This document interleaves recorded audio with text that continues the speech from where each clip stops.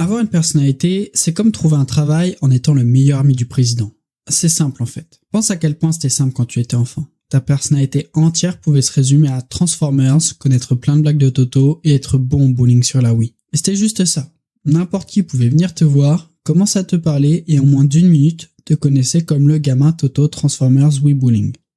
Mais maintenant, sans savoir pourquoi, tu es toujours incapable de nommer une seule de tes passions ou un seul de tes objectifs quand on te le demande. À force, forcément qu'on finit par se sentir ennuyeux et pas intéressant. Pourtant, avoir une personnalité, c'est simple en fait. Bien plus simple que ce qu'Internet dit. Le soi toi-même, c'est bien, mais c'est juste valable pour les extravertis puisqu'ils peuvent être intéressants juste en existant et en utilisant des techniques secrètes qu'un introverti ne pourrait pas utiliser même s'il le voulait. Alors à moins que tu veuilles faire menu, changer d'équipe, la prochaine étape, c'est d'aller voir sur Google ce qu'on peut trouver. Ok, d'accord. Bon, voici la vraie réponse. La personnalité peut être réduite aux premières choses que les gens pensent lorsqu'ils pensent à toi.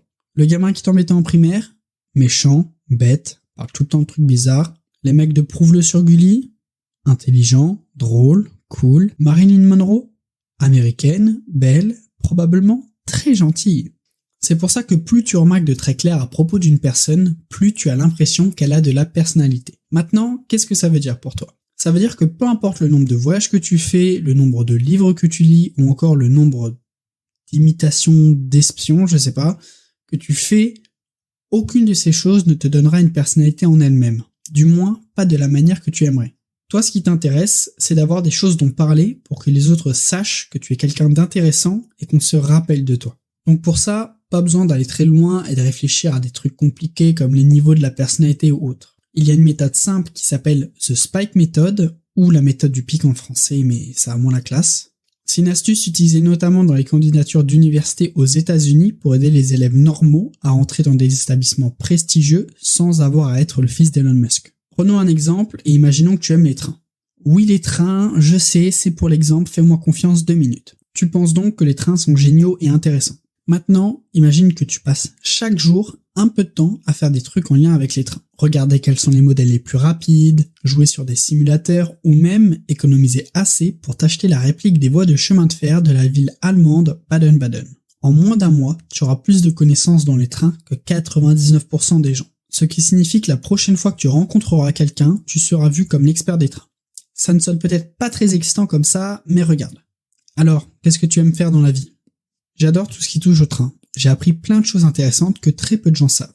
Ah oui ? Comme quoi ? Ça te dit de découvrir le secret qui se cache derrière tous les retards de la SNCF ? Je sais ce que tu te dis, les trains, c'est pas intéressant, tout le monde s'en fout.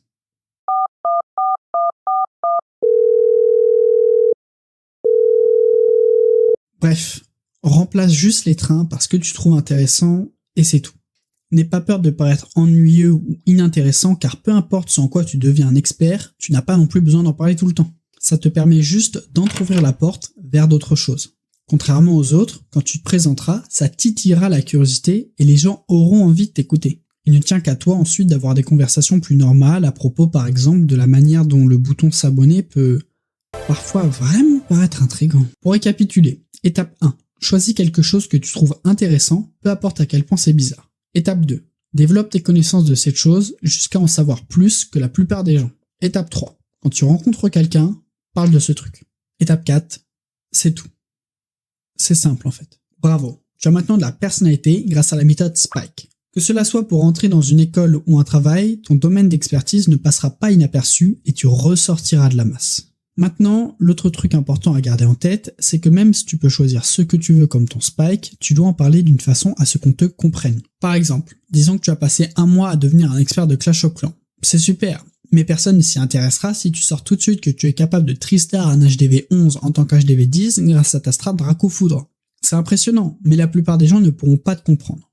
À la place, explique donc ce qu'est Clash of Clans, comment tu t'y es intéressé et comment faire pour gagner. Seulement ensuite, tu expliques que grâce à une stratégie spéciale, tu as battu plus fort que toi. Malgré ce que tu imagines, les gens seront patients et t'écouteront parler de n'importe quoi pour peu qu'ils puissent comprendre ce que tu dis. La seconde où tu commences à utiliser des termes compliqués en pensant paraître intelligent, c'est le moment où on arrêtera de t'écouter. C'est pour ça que quand Jamie t'explique le cycle de vie des méduses, c'est intéressant. Alors que si c'est un doctorant en biologie marine, en 20 secondes top chrono, tu te demandes ce que tu fais encore là. Voilà, tu peux aussi aller encore plus loin, mais restons sur du simple en fait. Sinon, je prends des donations sous la forme d'abonnés pour financer la prochaine vidéo.